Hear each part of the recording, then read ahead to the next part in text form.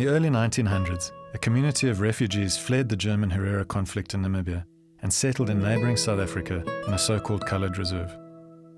In 1973, under a different political regime, they were summarily moved back to a desolate outpost in northwest Namibia, now known as Damaraland. In 1973, the government of the apartheid decided that we must go back to our forefatherland. It was at that time not so easy. In addition to the harsh environment, people had to compete with desert-adapted wildlife for water and other scarce resources. They had no rights where wildlife was concerned, and poaching and retaliatory poisonings were rife.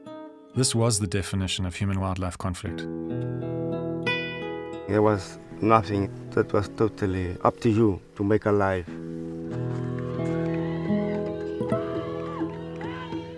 In 1996, Wilderness Safaris moved into the area and partnered with this remote community.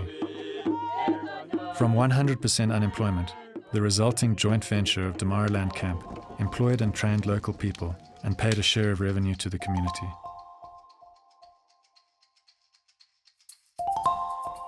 Most of our youngsters are working in tourism.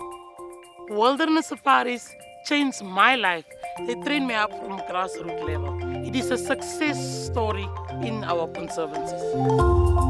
The partnership laid the foundation for Namibia's revolutionary community conservancy model, where rural people can and do benefit from living with wildlife.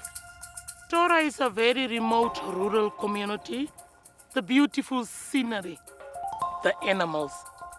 It's just amazing.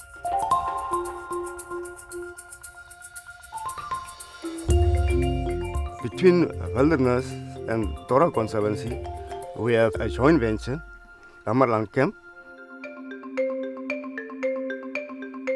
When the tourists come, I want them to experience the uniqueness of our area and meet the wonderful people. Tourists changed my life. We are walking around with the guests, show them the houses, show them our gardens. We sit down, give them some tea, and tell them the Rimfasmak history about relocating in the apartheid time.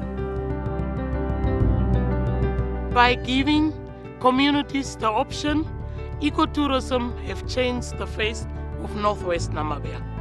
As a result, wildlife populations have grown, local incomes and quality of life have risen dramatically, and the economic outlook for the whole area has changed. My dream for the future is to keep the community going for the long run, so that our children and the Torra Conservancy people can still benefit from the joint venture and the success stories in our conservancy.